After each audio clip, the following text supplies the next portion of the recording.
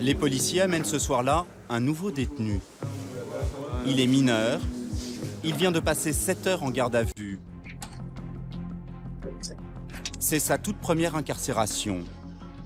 Les barreaux, pour la première fois, à 17 ans. Soit ça peut se passer bien, soit ils peuvent être très très choqués. Ça dépend du profil de la personne.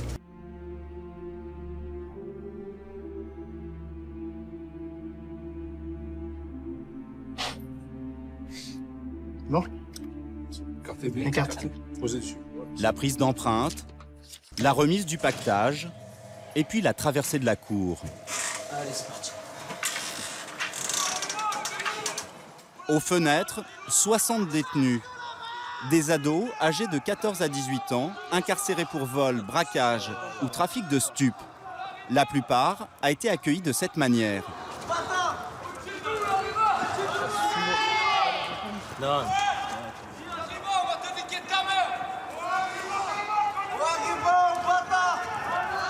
C'est en fait une sorte de bizutage réservé aux arrivants. Forcément impressionnant le premier soir. Non, réponds pas comme je t'ai dit. Garde ton calme, il n'y a pas de souci, ça va s'arranger. Ça, c'est pareil. Ça arrive. Vous avez la télé là? Vous avez le lit, le matelas, l'armoire. Les cellules sont toutes individuelles avec douche et toilette. Elles font 10 mètres carrés. Le détenu est ensuite reçu en audience par un gradé. On entend des bruits comme ça toute la nuit? Non, monsieur, il s'endorme à un certain moment, beaucoup plus tôt que vous le pensez. Ouais. Première formalité, lire le règlement intérieur de la prison. On doit respect, obéissance à tout personnel. On appelle ça les 10 commandements. On ne doit insulter personne. On doit maintenir sa cellule et ses accessoires propres. Ok. Aucune question? Non, c'est bon. Ok, jeune, donc vous faites confiance. Faites en sorte que si on entend parler de vous, que ce soit en bien. Ce jeune homme vient d'être écroué dans un EPM, un établissement pénitentiaire pour mineurs. Il en existe 6 en France. Des prisons dans lesquelles les incidents se sont multipliés ces derniers jours, à Lyon, à Marseille ou encore à Lavore dans le Tarn. Mutinerie, mais aussi jets de projectiles, insultes et agressions à l'encontre des personnels. Avant ces incidents, nous avions été autorisés à tourner à Marseille. Ici, pas de barbelés ni de miradors, mais de petites unités en forme de maisonnettes, comme dans tous les EPM de France. Des centres inaugurés il y a 4 ans pour répondre à l'augmentation de la délinquance. Jusqu'alors, les moins de 18 ans étaient incarcérés exclusivement dans des prisons pour adultes, au sein de quartiers réservés. Cette prison d'un nouveau genre est censée être plus éducative. Ici, les détenus mineurs ont 30 heures d'activité par semaine, dont 18 heures de cours, contre 12 dans une prison classique. Le détenu arrivé la veille est conduit chez le proviseur pour évaluer son niveau. Donc je me présente, je suis le proviseur de l'EPM. Donc je vais vous tester au niveau scolaire pour vous mettre dans un groupe à partir de lundi. Hein, d'accord? Alors ça, ce sont des mots qui ne veulent rien dire en français, mais je vous demande de me les lire à voix haute, s'il vous plaît. Facile, brat, nital, molite, bombe, olente. Très bien. Est-ce que vous avez des difficultés de lecture, en général? Ouais, je mets un peu du temps à lire. C'est un peu difficile, d'accord. Ça fait combien de temps que vous n'êtes pas scolarisé? Depuis la 5e. Ça fait bien 4 ans et demi. Ça fait 4 ans et demi que vous n'êtes pas scolarisé. D'accord. Ça arrive souvent que vous ayez des gamins comme ça qui ne sont pas allés à l'école depuis 4 ans et demi? Ah oui, il y en a beaucoup qui sont en rupture scolaire, oui, tout à fait. Oui. On va dire que ça concerne à peu près 60% des enfants que nous scolarisons à l'EPM. Et donc, il faut leur remettre le pied à l'étrier. Voilà. La difficulté, c'est que les détenus ne restent que 2 mois et demi en moyenne en détention. Madame Troin.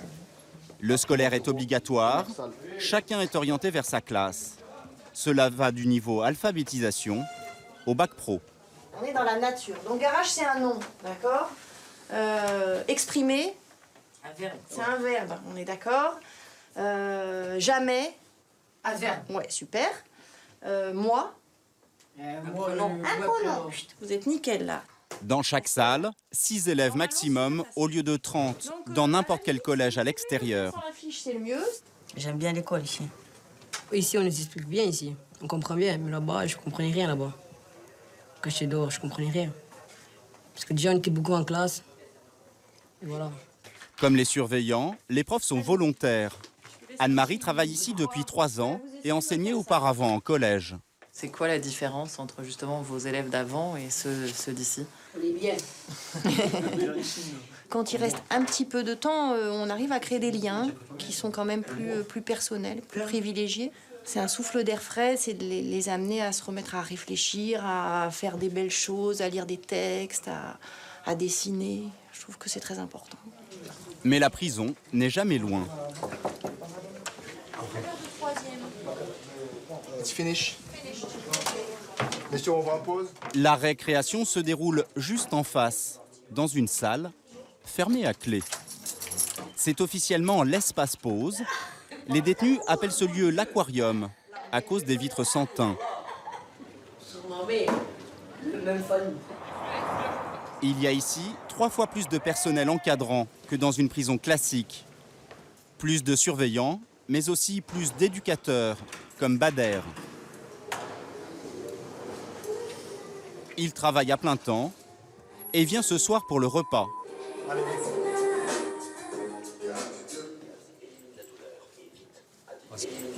Ça va?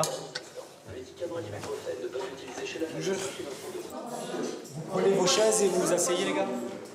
Dans une prison classique, les mineurs mangent seuls en cellule.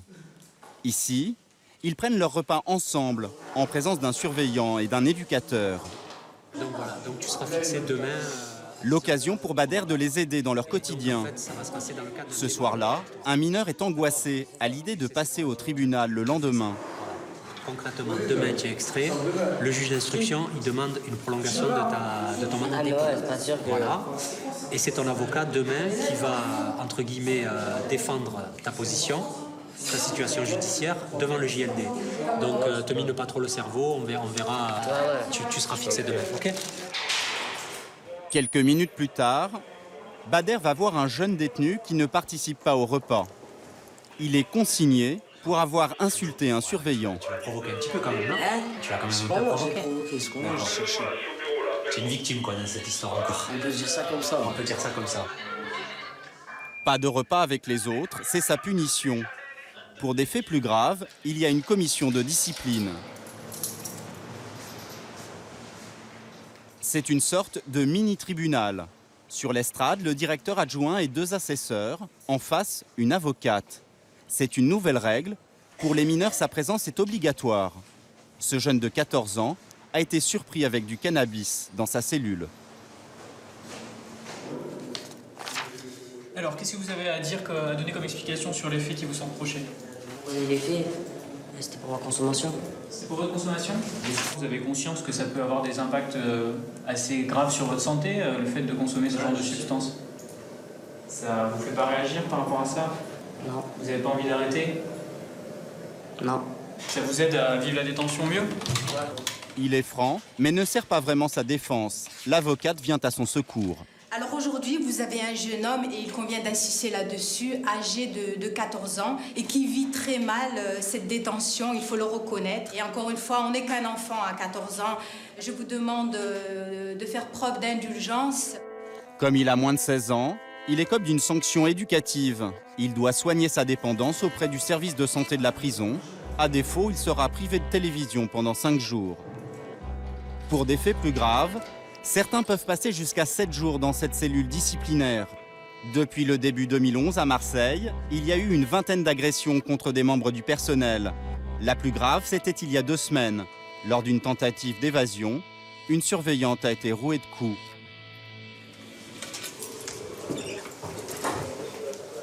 Des violences contre le personnel, mais des violences aussi entre détenus. Ce jeune est incarcéré à Marseille depuis 2 semaines.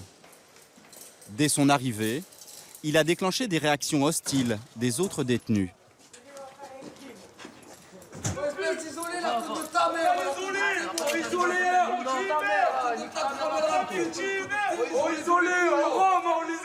Il est du coup isolé des autres. La direction lui a aménagé un horaire spécial pour faire du sport. C'est toujours comme ça? On promenait dans la... C'est l'habitude, hein. Marseille contre... Il vient d'un autre département et surtout s'est bagarré auparavant avec un autre détenu de l'établissement. Rien. Il faut le protéger. Ah ouais, il faut le protéger. Il faut, chaque mouvement, il faut qu'il soit seul et accompagné de un ou deux surveillants. Comment vous vivez, vous, le fait de ne pas être en collectivité avec les autres? Ah, c'est sûr, tu vis toujours un peu mal, tu fais une double peine. Mais bon, tu peux pas faire autrement. Tu sors, ça va faire de bagarre. Et le but, c'est pas ça. Le but, c'est de sortir le plus rapidement possible. À 17 ans, c'est sa 6e incarcération. Il vient d'être renvoyé d'une prison classique à cause de son comportement difficile. C'est la première fois qu'il vient à l'EPM. Comme il ne participe pas au groupe scolaire, une prof vient lui apporter ses cours en cellule. Ici, il se montre motivé. Donc c'est à toi de choisir. Là, c'est le programme de CAP. Moi, je veux sortir avec un peu d'instruction. C'est pour ma sortie, tout ça que je le fais. Pour le travail et tout, on en aura besoin. Regarde à la bibliothèque. Léa reprend aussi 2 livres qu'elle lui a apportés la dernière fois. Qu'est-ce qu'il dit là? Alors là, c'est un roman qui est historique. C'est pendant la Seconde Guerre mondiale, en fait, sur une jeune fille qui est dans une cave. J'avais jamais lu un livre comme ça. C'est la première fois que je suis arrivé à le lire. Jamais je regardais que des livres avec les images. Je pense qu'il y en a quelques-uns quand même qui ont pris le goût à la lecture ici et c'est bien comme ça. C'est dommage que ça ait été suscité par le milieu carcéral et par le fait d'être enfermé. Mais du moment qu'à un moment donné, il y a cet intérêt-là, nous, on est contents. C'est le seul détenu isolé. C'est aussi le seul à être père de famille. Une lettre de mon fils, carte de Noël. Il a quel âge? 1 an et demi. Là, Un an et demi. Vous l'avez eu jeune? Ouais, j'avais 16 ans. Depuis qu'il est né, j'ai passé beaucoup de temps en prison. Combien de temps? 11 mois en prison. Et il a 1 an et demi. Et qu'est-ce que t'en penses de ça? Ah, j'en pense que c'est pas bien. Je veux qu'il ait une vie meilleure que moi, que ce que j'ai eu. Je veux pas qu'il passe par où moi je suis passé. Son père est décédé alors qu'il était enfant et il n'a quasiment plus de contact avec sa mère. Ses tuteurs sont ses grands-parents. Chaque semaine, il a le droit à 3 visites et 2 appels téléphoniques. Allô? Allô? Oh, ça va? Ça va? Ah, il fait beau, hein? Ah ouais, il fait beau, mais voilà, en cellule. C'est pour la partie de boule, au tac. Ah ouais, il y en a marre. Eh, qu'est-ce que tu veux faire, mon petit? Ouais, ça va, bientôt je dors. Prendre sûrement la patience, ça. Ah ouais. Ça va couper dans 10 secondes. 9 secondes. Bon. La famille n'est pas le seul soutien des détenus. Chaban, le prof de boxe, lui aussi croit en eux. Il leur apprend respect et discipline par la boxe. On essaie de leur donner pour leur montrer que dehors, il y a d'autres choses à faire. Il n'y a pas d'aller arracher le sac d'une personne âgée ou d'aller... Non, puisque quand vous leur posez la question, tu dis, mais si ça arrive à ta mère, ça, qu'est-ce que tu ferais, toi? Mais il vous dit, je le tue. Ben, il y a de la chance qu'on ne te tue pas, toi, aujourd'hui. Et tu as de la chance d'apprendre autre chose. En cette instant, on se lâche complètement, on ferme les yeux. Et on est carrément dans un autre monde, là, on dort, OK? La relaxation totale, s'il vous plaît. Ce moment-là est sa plus grande fierté. Ben, vous voyez, là, là c'est le meilleur moment, quand on a fini l'entraînement, pour être bien. Ce travail, on le fait dans le stade, où il y a tous les détenus qui le regardent par les fenêtres, mais personne ne crie, parce qu'ils savent que c'est un moment de relaxation, de très calme. C'est-à-dire, ils se respectent. En 3 ans, près de 1000 détenus sont passés par cette EPM. Que sont-ils devenus ensuite? Aucun bilan n'est officiellement disponible sur le taux de récidive.